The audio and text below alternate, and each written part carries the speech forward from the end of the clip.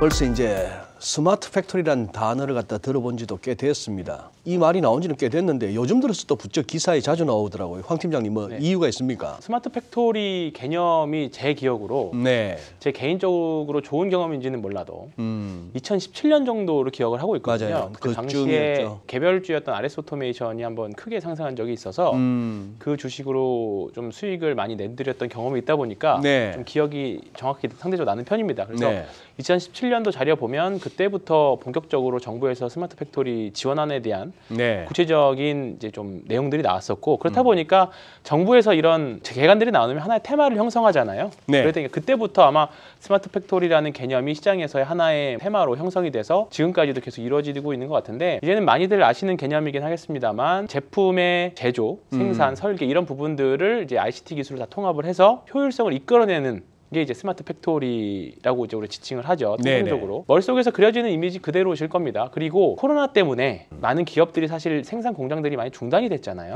그렇다 보니까 사람이 없이도 돌아갈 수 있는 공장, 어떻게 보면 스마트 팩토리가 엄청 상위 개념이고 그 밑에 로봇이라던가 다른 하부의 서플라이 체인들이 다 이어져 있는 것 같아요. 그래서 스마트 팩토리는 하나의 내용보다는 좀 약간 큰 개념으로 접근을 하시는 게 좋지 않을까 생각을 합니다. 코로나 시대에 와서 이 스마트 팩토리가 좀 더 부각된다. 무슨 말씀이죠? 이게 민 부장님 좀 부연 설명해 주신다면. 네, 실례로 이번 주에 이제 또 산업에 있어서 중요한 이슈가 하나 있었습니다. MLCC라고 이제 적층 세라믹 콘덴서라고 하는 IT에 많이 들어가는 전장에도 많이 들어가는 아주 작은 수동 부품이 있는데 우리나라에서 이제 가장 잘하고 있는 회사가 이제 삼성전기라는 회사가 있습니다. 근데 글로벌리 봤을 때는 일본의 무라타라는 기업이 그 MLCC 관련해서 1등 기업이거든요. 근데 무라타의 공장이 있는 일본의 지역에서 코로나 확진자가 많이 나오니까 이 공장이 일부 가동을 이제 좀 조절해야 된다라는 이슈가 발생을 한 거죠. 그러면 글로벌 캐파의 한 30% 정도를 차지하는 무라타의 공장이 이슈가 이렇게 생길 수 있으니까 당연히 경쟁을 하고 있는 삼성전기한테는 유리한 그런 환경이 만들어지는 거죠. 그러면 이제 무라타 입장에서 그럴 거예요. 삼성전기랑 치열하게 이렇게 경쟁을 하고 있는데 앞으로도 언제든지 이러한 바이러스로 인한 상황이 올 수 있잖아요. 그런 것들을 대비해서 공장을 좀 기계라든지 로봇을 이용해서 좀 자동화를 시켜놓으면 이러한 코로나와 같은 이제 바이러스 상황에서도 공장이 셧다운되지 않고 돌아갈 수 있는 그런 부분을 좀 더 높일 수 있으니까 이번 주에 사실 뭐 가장 직접적으로 와닿는 부분은 이러한 이슈들이 있었다라고 보시면 될 것 같습니다. 근데 뭐 스마트 팩토리도 사실 뭐 우리가 체감하기에는 아직도 현재 진행형인데 여기서 한 단계 더 나간 개념이 나오더라고요. 메타 팩토리. 네, 맞습니다. 이번에 현대차 그룹에서 좀 새롭게 좀 약간 뭐 구체화시켰던 내용인데요. 뭐 기존의 자료들을 찾아보면 뭐 카이스트에서도 그렇고 먼저 선제적으로 메타 팩토리, 그러니까 메타버스와 팩토리의 합성어입니다. 그러니까 메타버스? 가상의 공장을 이제 웹상으로 이제 띄워놓는 거죠.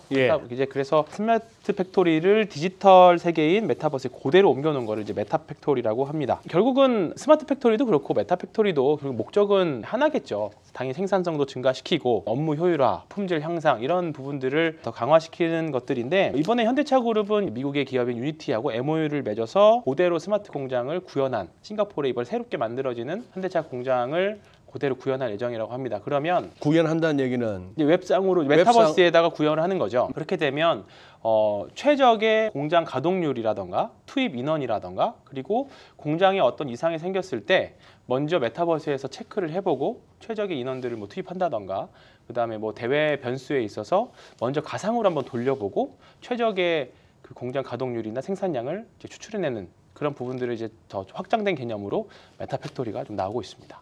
은강 씨 이해됩니까? 저는 젊은이여서 이해가 되는 편이. 아 그래요. 죄송합니다. 이해되지 않으셨어요?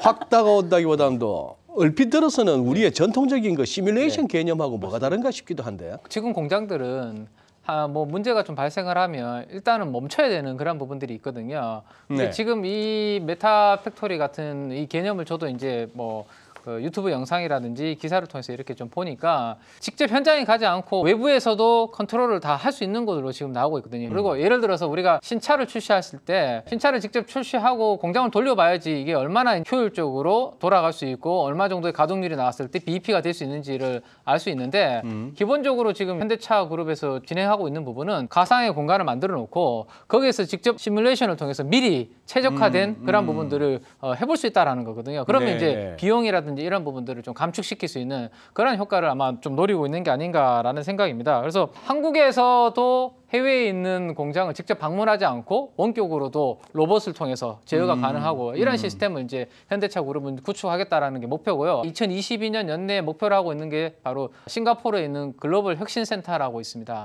거기에서 도심 안에 네. 한 5만 개 정도의 캐파를 가지고 먼저 시범적으로 하려고 생각을 하고 있습니다. 예를 들어서 지금은 우리가 자동차를 이제 구입하려면 네. 그냥 똑같은 차를 구입할 수밖에 없잖아요. 근데 내 몸에 맞는 그러니까 소비자의 몸에 맞는 최적화된 자동차를 직접 거기에 맞게 생산해주는 그런 시스템을 한번 해보려고 거기서 하고 있습니다. 그 스마트 팩토리랑 메타 팩토리 하면 저는 빅데이터가 항상 기반이 돼야 할 거라 생각을 하거든요.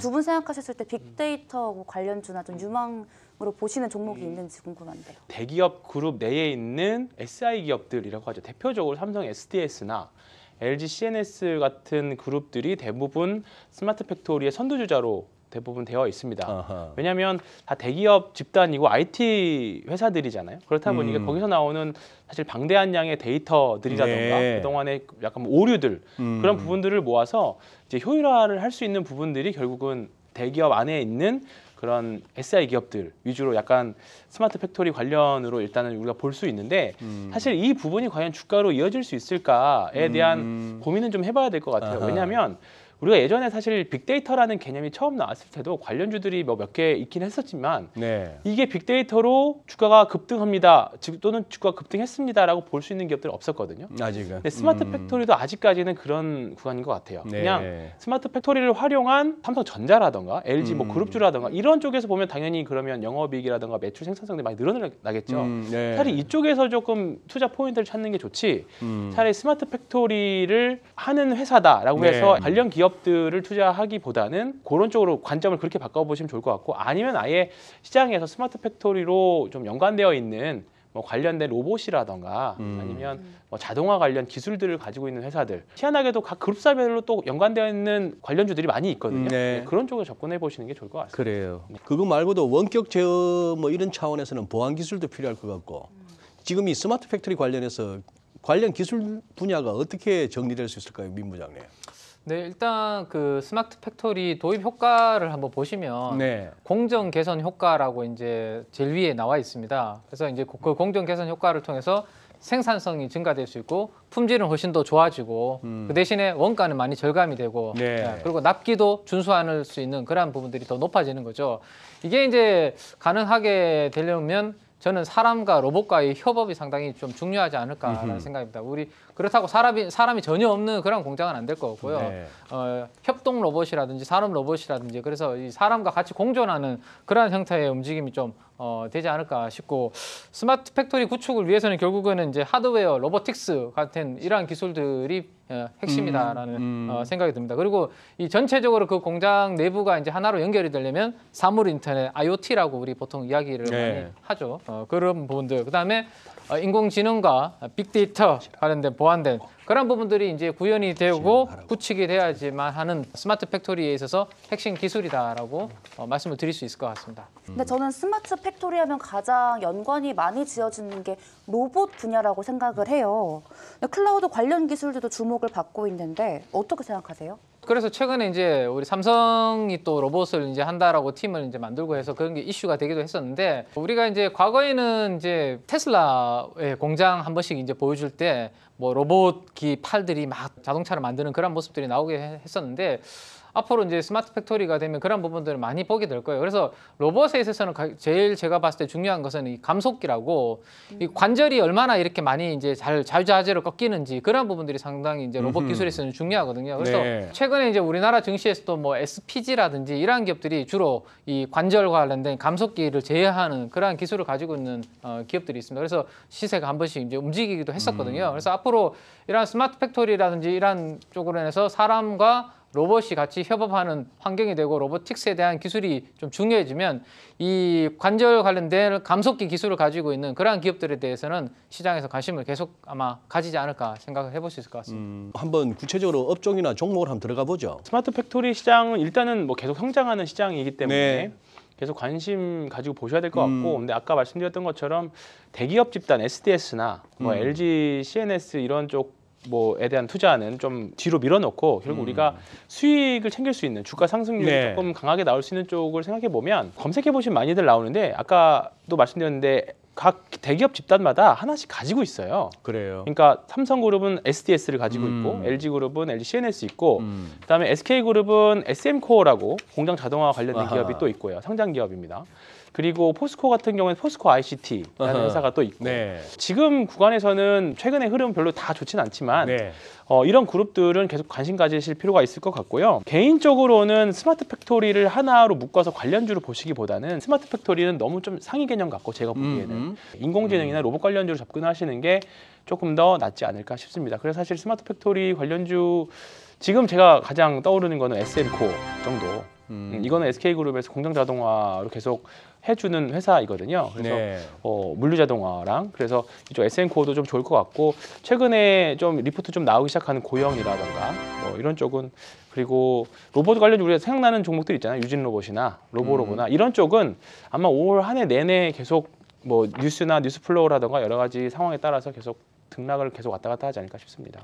근데 지난 18일인가요? 로봇 관련주가 급등을 네. 했잖아요. 근데 그 이유를 찾아보니까 클로버스 현대차그룹에 투자했다는 소식에 트라이오텍이 올라갔고 그것 때문에 로봇 관련주가 상승을 했다고 기사에는 나와 있는데 이게 그렇게까지 끌어올릴 이슈인가 싶어가지고 어떻게 생각하세요? 지금 최근에 시장 주가 지금 주식시장 분위기랑 좀 연동되어 있는 것 같아요. 그러니까 지금 보면 주식시장에서 주가가 올라갈 수 있는 사실 명분이 많이 없는 상태입니다. 그러니까 조금만 주가가 올라가면 이유 없이 올라가면 바로바로 매도가 나오는 최근에 1월달 시장이기 때문에 심적인 효과가 사실 좀 많이 컸다고 생각하고 그런 모멘텀 삼아서 한번 슈팅이 나오지 않았을까 저는 그냥 그렇게 간단하게만 말씀드리겠습니다. 근데 민 부장께서 한번 좀 도저히 안 사고는 못 견디겠다 할 수 네. 있는 걸 하나 터뜨려 주시죠. 스마트 팩토리 핵심 관련주를 하나 가지고 와봤습니다.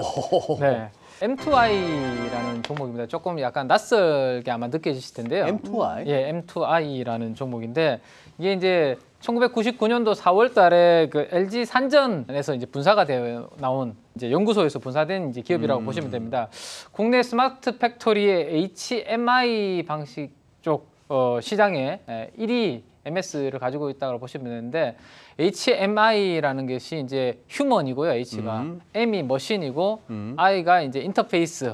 예, 그래서 이제 인간과 기계 사이에 사람과 네. 기계 사이의 인터페이스로 대시보드 같은 건가요? 그렇죠. 스마트 팩토리에서 기계를 조작하기 위해선 대시보드라고 생각하시면 되는데 아마 소장님께서는 이제 왼쪽에 있는 저런 이제 공장에서 뭔가 작동할 컨베이어 벨트 쫙 있는데 벽에다가 저런 버튼들 막 달려 있는 것들 아마 저게 공장 같죠? 네, 네. 우리가 알던 공장은 저런 아이, 공장들이죠. 감사해요. 우리라고 해주셨어요.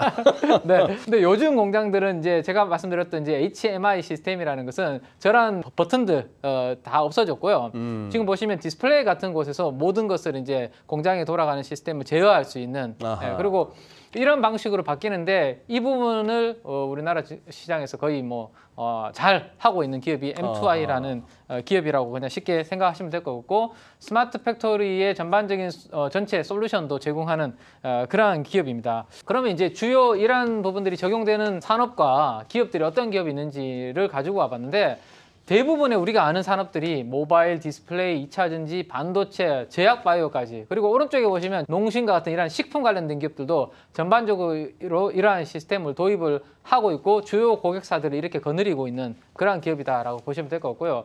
그중에서도 중간에 반도체가 있는데 이 반도체 쪽에 거의 매출 비중이 한 55% 정도가 됩니다. 그러면 우리가 알고 있는 삼성이라든지 하이닉스와 같은 이러한 기업들이 설비 투자 증설을 하게 되면 네. 당연히 그에 따라서 이 솔루션이 깔려야 되니까 수혜를 볼 수 있는 그러한 기업이다라고 보시면 될 것 같습니다. 자, 그러면 이제 실적을 한번 말씀을 드려야 될 것 같은데 2021년 예상 실적이 매출액이 한 395억에 영업이익은 126억 정도를 생각을 하고 있습니다. 근데 올해 지금 증권사 컨센서스 전망치를 보니까 매출액이 473억에 영업이익은 한 156억 정도를 2022년은 예상을 하고 있거든요. 매출 대비 이익이 좋으네요. 네, 그러면 지금 1월 18일 날 기준으로 시가총액이 지금 1,600억입니다. 아하. 그러면 원래 1,600억 정도 버는데 지금 시가총액이 1,600억이면 영업이익 기준으로 한 10배 정도 수준에서 거래가 되고 있거든요. 근데 이 회사는 뭐 하드웨어나 이런 것들이 아니라 소프트웨어로 제휴를 하잖아요. 그래서 영업이익률이